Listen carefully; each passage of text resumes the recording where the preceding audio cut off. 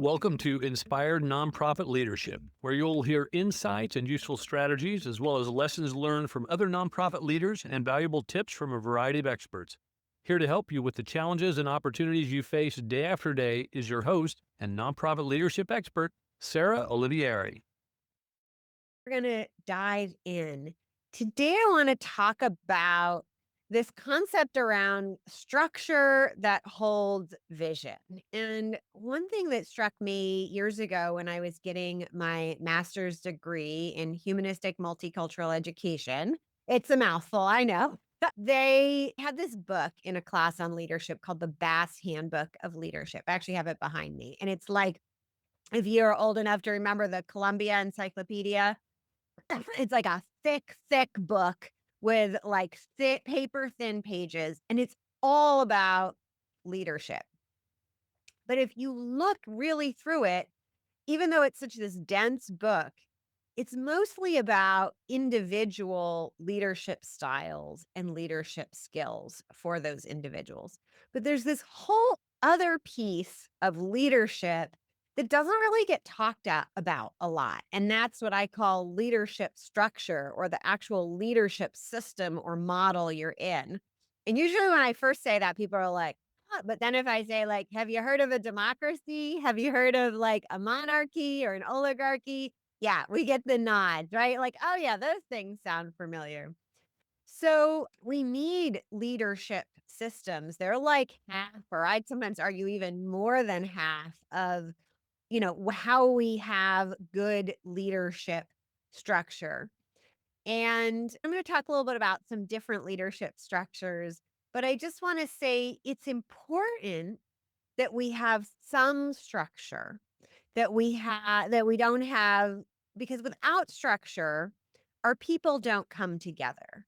Without some sort of organizing structure, the people who work in our organizations and try to support our organizations, they might self-organize, and they probably will, right? So there's almost never like a group of people hanging out with zero structure at all, because humans naturally self-organize. Like, if I say the word community, it'll sound familiar. If I stuck all of us in a room and locked us in for a week, like, we'd form community. We would create structure naturally. It's like what we do.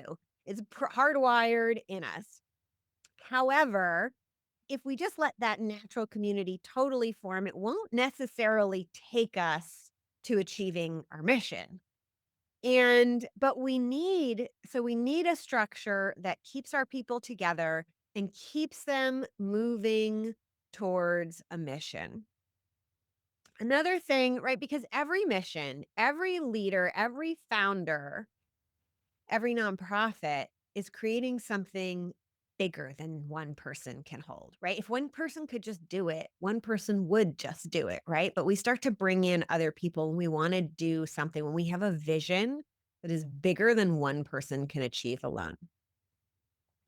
Another reason why we need good structure is, I call it like visionary CEO whiplash.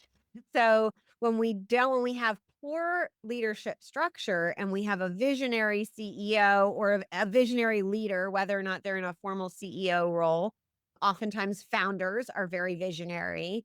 What happens is they're like, and we're going to go over here, and now we're going to go over there. And everyone is trying to like keep up, but it's like too rapid a change pace for them. So let's talk about the flip side, because it is easy to have too much structure. We can have structure that makes change very hard.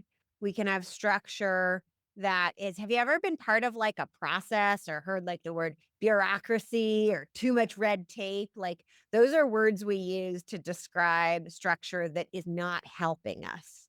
And this is where I want to just talk a little bit about some of those governing structures that are well known, like democracy, various forms of hierarchical structures like oligarchy, and then a few other structures that aren't as well known. So an oligarchy, a hierarchical structure, if you've ever had an org chart in a business you worked for that had people's names, like who's in charge of who, you have that type of structure of people in charge of people, essentially. And this type of leadership structure is really good at consolidating power into one or a small group of people. So, if your goal is to really consolidate power amongst a small group of people, it's a great choice. But in general, as nonprofits, that is never our goal. And it's not a really effective tool. Democracy, you probably all heard of it. It's really good at kind of representing a large group of people while still giving a smaller group of people the power to make decisions, which is good if we want to get decisions actually made. Because if we try to make, decision by committee over like thousands, hundreds of thousands, millions of people, we would never make any decisions. So it's really good for representing a lot of people's differing interests and without trying to achieve any one specific goal, just generally taking care of a large group of people. So that's a great choice if that is your goal. And for some nonprofits, a democratic leadership model makes sense, especially if you're like an association that like represents like a profession or something like that, or an a self-advocacy organization. That can be a good choice. Now, if we step into, and I'm going to skip over some leadership models because I could nerd on this out on this stuff all day. But if we step into the business world, there have been some models that have been developed around leadership by outcomes. It's sometimes called, we have the Agile Manifesto, which was talking about how we think about leadership in software development originally. I like to use the term distributed leadership model, where we're distributing decisions and pair it with leadership by outcomes. In a leadership by outcomes model, and sometimes it's called a leaderless model, rather than rigidly thinking about who's in charge of who, we're thinking about what are the goals we want to accomplish, what are the results, the outcomes, and then we're basically assigning people to be accountable for trying to achieve those outcomes and give them the power to make decisions towards achieving those outcomes. That type of leadership model is really good if you're trying to achieve an outcome. And it's really appropriate for most nonprofits and most businesses, honestly, because most nonprofits are trying to achieve a mission, which is an outcome itself.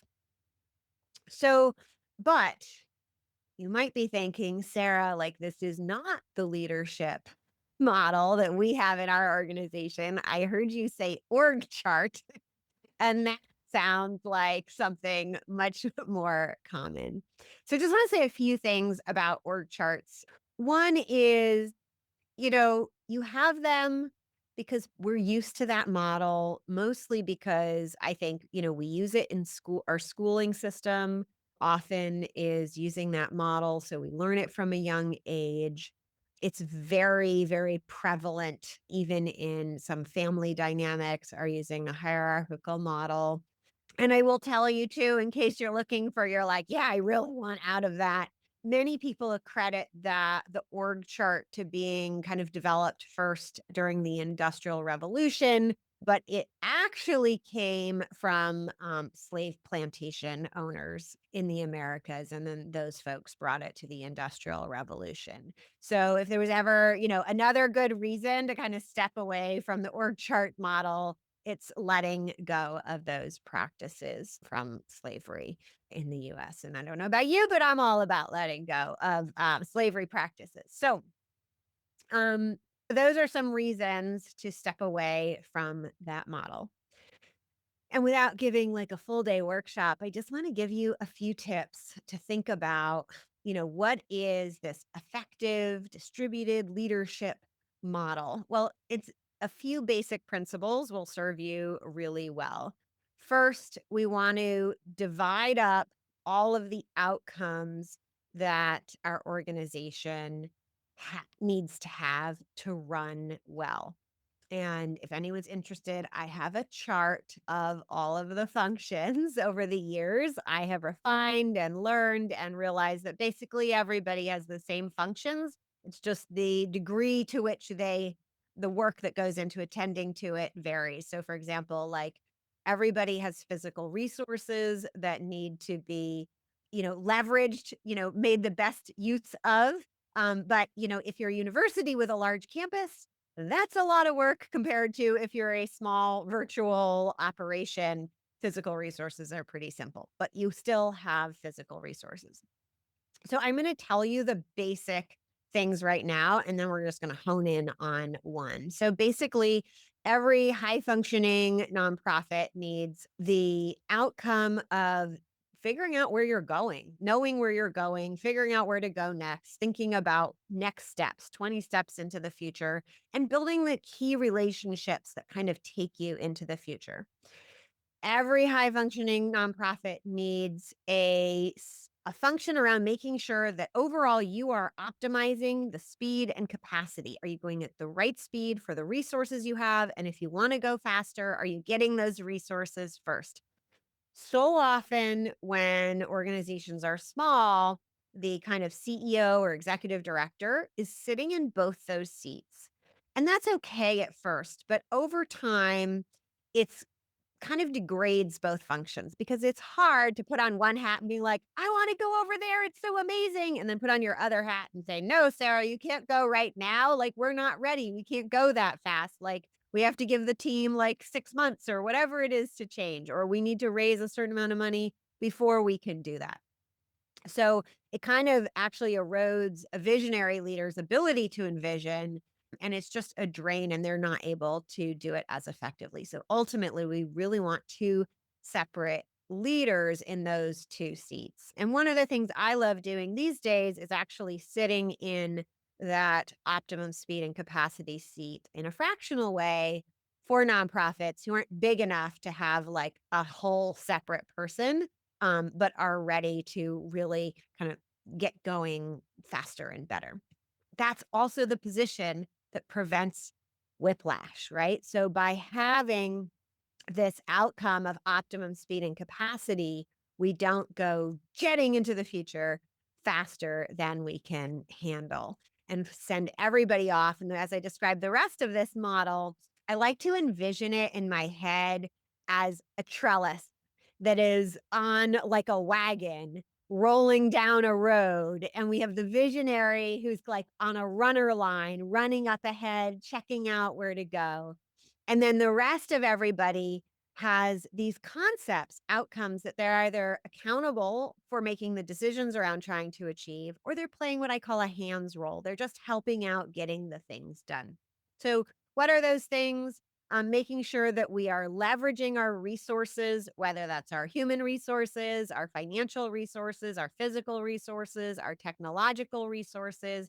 And I like to count risk in here, right? Risk is a resource that we want to leverage. We want to take the right amount of risk, and we don't want to take, unnecessary risks. If we just try to avoid risk altogether, it's usually very slow and not, we're not testing, we're not trying new things if we're not taking risks. And then we have kind of your having the maximum amount of funding outcome, which is all your fundraising activities, and really making sure you've got good return on investment for the money you're putting in, and that it can scale as much as you need your funding to scale. And then the last bucket is having the right programs and services, right? So, are we running the right programs? And so often I see nonprofits kind of ignoring this. Like, we have the programs, and there's somebody thinking about how good are they? Like, can we make it better? But there's nobody really owning the decisions around, do we need to close a program? Do we need to shift it dramatically? And then another piece connected to that is, are we attracting the best fit people for our programs? Because no, most of our programs and services in a nonprofit, there are other organizations who do something similar or even the same, but we're going to be a better fit for some people than others. And doing the work of making sure that you're attracting those people you can help the most, and actually letting people know who aren't a good fit for you in it up front so that they don't come and kind of clog up your front door as they're looking for help and wasting their time and wasting your time. So those are the key things.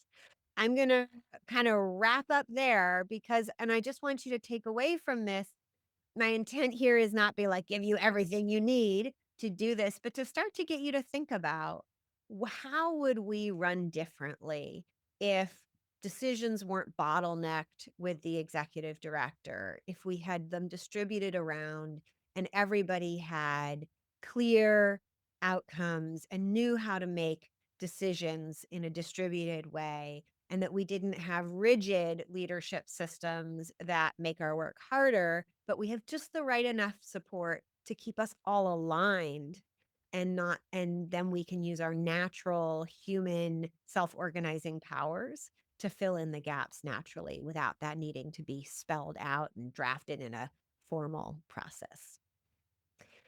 So that is what I will leave you with. You've been listening to Inspired Nonprofit Leadership. Thanks so much for tuning in. Be sure to subscribe so you don't miss a single episode or the bonus episodes. And while you're at it, please leave a rating and review and be sure to share with your friends and colleagues. Tune in every week for more useful insights and wisdom on nonprofit leadership. Thanks so much for all you do for the communities you serve. Until next time, all the best.